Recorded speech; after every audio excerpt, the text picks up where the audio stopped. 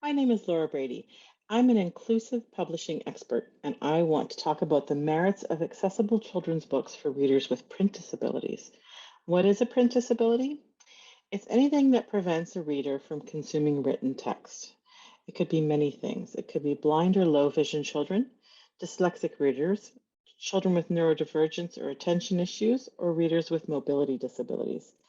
And the formats we can use to serve this group are as diverse as the reader's needs. I'm going to start with a certified accessible ebook from Anik Press called Harvey and the Extraordinary. Sighted readers can use any reading app of their choice to read. For print disabled readers, I like to use the standalone e-reading desktop app called Thorium.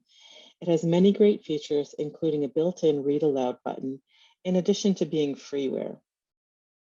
So I'm going to open up Harvey and the Extraordinary and show you the reading environment. Pressing play on the controls on the top bar on the cover triggers the reading system to read the image description for the cover. All of the pertinent images in this book are described so that blind or low vision readers won't miss out on hearing what those are when they are reading using voiceover. And Thorium gives a really nice experience for non-sighted readers. Let's listen. Cover, Harvey and the Extraordinary, by Eliza Martin, illustrated by Anne Braun. A young girl, Mimi, wearing a beret and a striped long-sleeve shirt under an overall dress. She is holding a hamster in the spotlight behind drawn red curtains. The title image shows. So let's skip ahead to chapter 1 and look at what that sounds like. Chapter 1. There are very few truly extraordinary things in the world. You see, extraordinary is extremely rare. I'm going to pause there. So playing Read Aloud on the text shows highlighting at both the paragraph level and at the word level, with the word that's being read underlined. And in addition to that, the reader can control both the speed of the reading environment and even experiment with the accent of the voice. So this is the system default voice, and there are many choices. There are many choices for English, and there are many choices for other languages as well. Any reader is perfectly welcome to experiment with those different voices and with the speed of the playback. Some people like it to go a little bit faster, whatever is comfortable for the reader.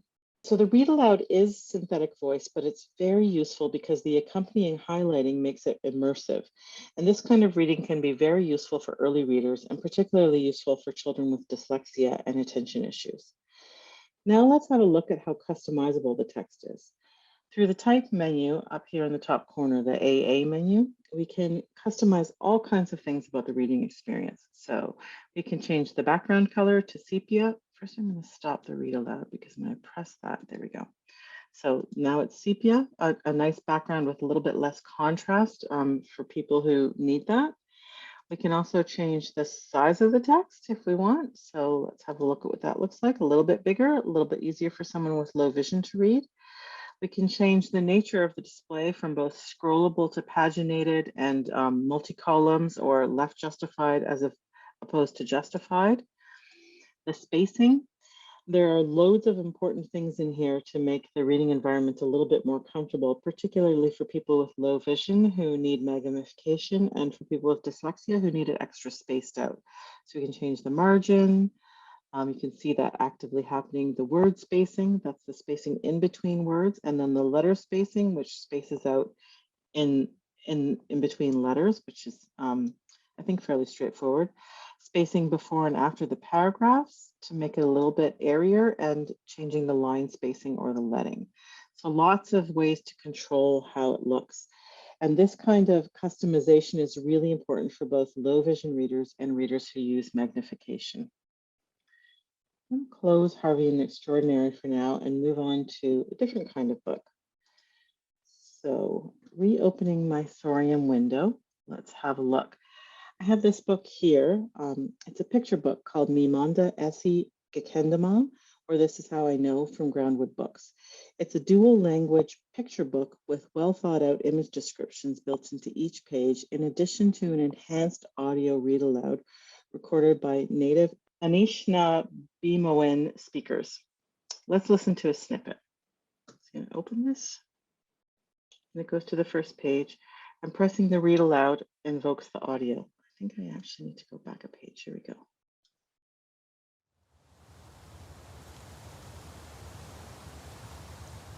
Manish Anagi Kandama Nabing. How do I know summer is here?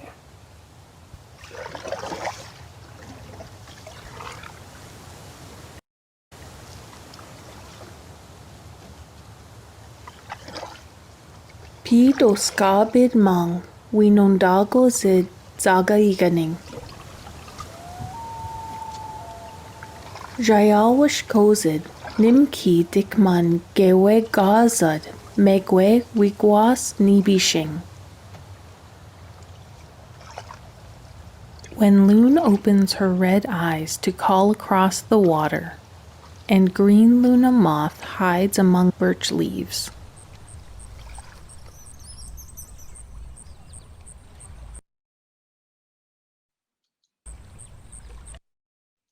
I'm going to stop that there. I just love this book. The illustrations are sweet, and the enhanced audio combined with word-by-word highlighting makes this a unique and captivating reading experience. And I would be remiss if I didn't show you the Braille edition of this book. It's a Surlox-bound version of the print book with Braille labels and tactile images. The labels are transparent polypropylene Braille labels placed over the text and tactile images. So it's a little bit difficult to see, but I think you can see those dots there. And if you were with me, you would be able to feel them. The tactile graphics included in here provide not only an equitable reading experience, but they also help with the development of dexterity, fine motor skills, and spatial reasoning. Just like pictures do for sighted readers, tactile graphics can also aid in the transfer of knowledge from the classroom to real-world experiences. Let me just show you quickly what I mean by a tactile image. So on the left, we have the picture of the blueberry. It's just a flat image. And then on the right is the tactile graphics. So this is, it's printed on special paper and it's raised. So the reader can feel what's happening in this page. And then the contracted Braille is right below. So really nice add-on to an already fairly full accessibility experience. This Braille edition is wonderful. Let's switch gears now to talk about high-low books. Orca Book Publishers has a large selection of books in this category of high-interest, low-vocabulary books for reluctant readers. They have different series in this category aimed at both teen readers and middle school learners. The print version of these books are carefully thought out with cream paper to minimize contrast and an extra readable font, making it easier not to lose focus. These books are written with the struggling reader in mind, with short chapters, a simplified sentence structure, and action-packed plots that keep the reader engaged. So this is an example of one of their books. As you can see, it looks like a normal book. And this is important because you don't want a struggling or reluctant reader to be stigmatized by reading a book that looks unusual or sticks out or doesn't look like something that would fit in any school library.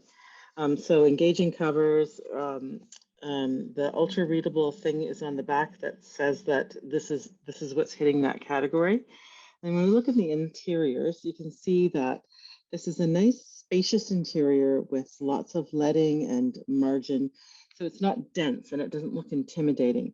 If you look really closely, you can see that there's no hyphens at the ends of lines. There's nothing to snag a reluctant reader to take them out of the reading experience. So that combined with the short chapters, simplified sentence structure, and low vocabulary, and the action-packed plot keeps the reader really engaged. So this is a book aimed at a teen reader, and there's another example of a book that's aimed at a middle school reader. Also, similarly, just looks like a normal book. It looks very engaging. I love the pink on this cover. This is something that I would pick up, for example. And Orca has lots of choice in this category. Head over to their website and have a look at this whole category of high-low books. This is just a snippet of the Canadian books and book formats that one might use to meet the needs of print-disabled readers. Please see the description below this video for links to more resources to help teachers, parents, grandparents, and librarians serve print-disabled readers and the diversity of their needs. I hope this has been helpful. Thank you so much for watching.